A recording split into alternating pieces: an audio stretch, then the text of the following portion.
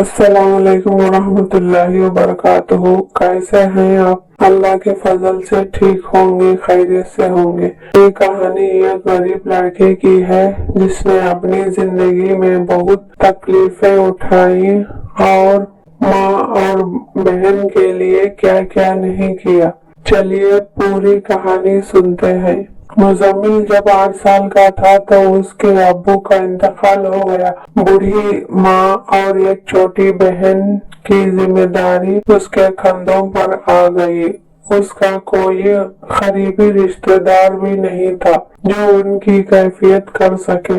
इस वजह से मुजम्मिल ने अपनी तालीम अधूरी छोड़ दी और छोटी सी उम्र में मेहनत मजदूरी करके अपना घर चलाने लगा। मुजम्मिल एक निहायत शरीफ और नेक लड़का था। वो हर मुश्किल वक्त में अपने पड़ोसियों के काम आता, घर में अपनी बूढ़ी माँ की खिदमत करता रहता था।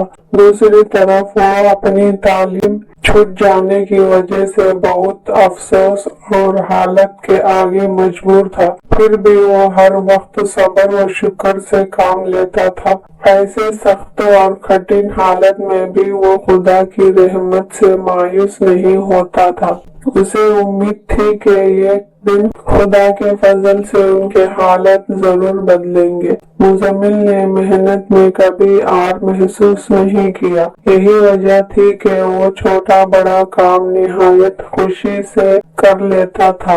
वो सुबह सवेरे पॉलिश का छोटा सा बॉक्स उठाए शहर के मशहूर चौक पर जाता और पूरा दिन लोगों के बूट पॉलिश करता। इस तरह वो इतने पैसे कमा लेता था जिससे उसका घर चल जाता था। शाम को जब थका हारा वापस आता था तब वो अपनी माँ की दुआएं लेता जिससे उसकी पूरे दिन की थकान दूर हो जाती थी और रूखी सूखी खाकर खुदा का शुक्र अदा करता था। गुर्बत के बावजूद मुजम्मिल अपनी हैसियत के मुताबिक गरीब लोगों की मदद करता था। आज मुजम्मिल के पास बड़ा रश था कि अचानक एक कार उसके पास आकर रुकी। एक सेठ कार से उतरा और सीधा मुजम्मिल के पास आया। लड़के जल्दी से मेरे बूट पॉलिश कर दो। मुजम्मिल ने भी जल्दी जल्दी उसके बूट चमका दिए। तो सेठ ने बटुए में से रकम निकालकर मुजम्मिल को हाथ में देने के बजाय नीचे जमीन पर फेंक दी और बड़े गरूर से बोला, लड़के उठा लो अपनी मजदूरी। मुजम्मिल ने बड़े एतमाद से कहा, सेठ साहब ये मैं नीचे फेंकी हुई चीजें नहीं उठाता। अगर मजदूरी देनी है तो इज्जत से हाथ में दो। शायद आपने ये हदीस नहीं सुनी कि मजदूर खुदा का दोस्त होता है। सेठ साहब हमारी भी इज्जत है। क्या हुआ, हम गरीब हैं। कल अगर वक्त और हालत ने आपको भी गरीब बना दिया तो सोचे आप ये रवैया बर्दाश्त कर सकेंगे। मुजम्मिल कहता गया और वो सेठ खामोशी से सुनता गया। सेठ को अपनी गलती का एहसास हो गया था। उसने वो रकम जमीन से उठाई और मुजम्मिल को देते हुए कहा, बेटा तुमने मुझे गलती का एहसास दिला दिया, इसलिए तुम्हारा शुक्रगुजार हूँ और अपने इस रवैये की माफी मांगता हूँ। मुझे उम्मीद है कि खुदा भी मुझे माफ कर देगा। मैं अब कभी गरूर और तकब्बुर नहीं करूँगा। सेठ साहब गलती का एहसास ही उसकी सजा होती है। अल्लाह आपको माफ फरमाए। ये कहकर मुजम्मिल ने उससे पैसे लिए और अपने काम में लग गया। गुजरते वक्त के साथ साथ मुजम्मिल को अपनी बहन गुड़िया की तालीम और वालिदा की गिरती हुई सेहत के बारे में काफी फिक्र होने लगी थी। अब उसने रात को भी काम पर जाना शुरू कर दिया था, लेकिन उनके हालात नहीं बदले। एक दिन मुजम्मिल के पास एक अजनबी शख्स आया। वो काफी जल्दी में दिखाई दे रहा था। اس نے مزمل سے کہا، بیٹا جلدی سے میرے بوٹ پالش کر دو۔ مزمل نے بھی دیر نہیں لگائی اور جلدی سے بوٹ پالش کر کے اس کو دیے۔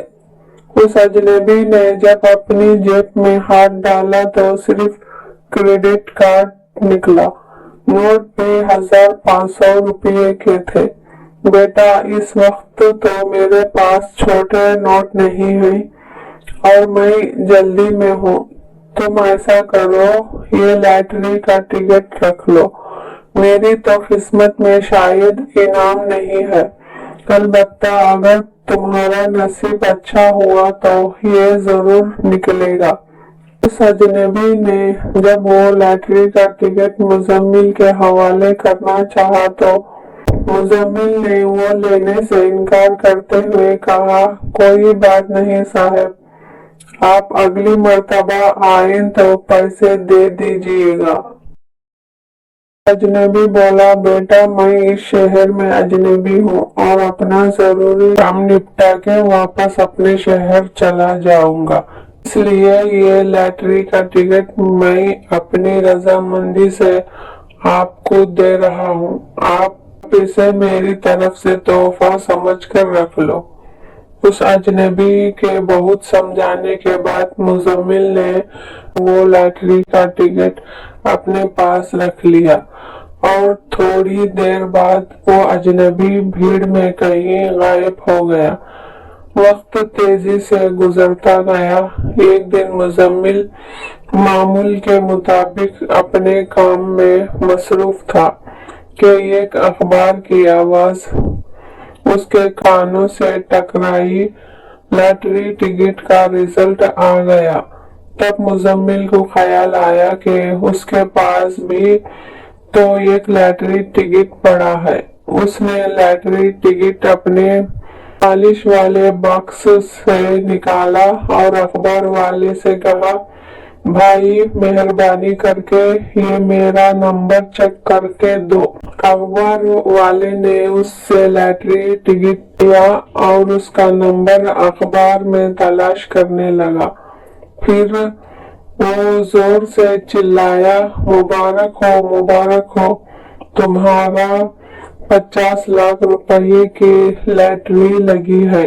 یہ سنتے ہی مزمل کا چہرہ خوشی سے کھل اٹھا۔ اس نے خدا کا شکر ادا کیا اور سیدھے اپنے گھر آ گیا۔ جب اپنی امی اور بہن کو یہ خوشخبری سنائی تو وہ بھی بہت خوش ہوئیں۔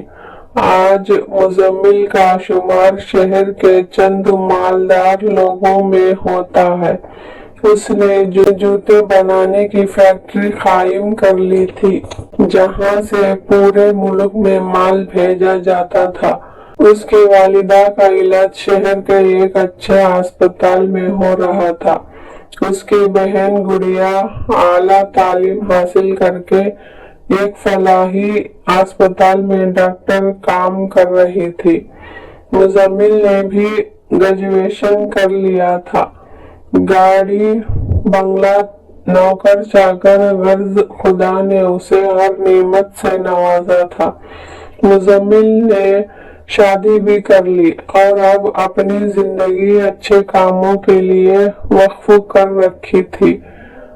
اس نے یتیم اور غریب بچوں کے لیے اسکول اور ہسپتال بھی کھول رکھے تھے جہاں انہیں مفت تعلیم و تربیت کے ساتھ رہنے کی جگہ بھی دی جاتی تھی۔ اتنی ساری دولت کے باوجود بھی مزمل اپنا پرانا وقت کبھی نہیں بھولا تھا۔ وہ رات کو روزانہ اپنا پرانا پالش والا باکس کھول کر دیکھتا تھا جو ابھی تک اس نے سنبھال کر رکھا تھا، پھر کسی سوچ میں ڈوب جاتا تھا اور ہوش میں آ کر خدا کا شکر ادا کرتا تھا۔ ایک دن اس کی بیوی نے پوچھ ہی لیا تو اس نے جواب دیا، بیگم انسان کو اپنی حیثیت کبھی نہیں بھولنی چاہیے۔ میں اس پالش کے باکس میں اپنی غربت یاد کرتا ہوں تاکہ دولت کے نشے میں کہیں مغرور نہ ہو جاؤں۔ इस तरह मुझे सुकून मिलता है और मैं अपने खुदा का शुक्र अदा करता हूँ।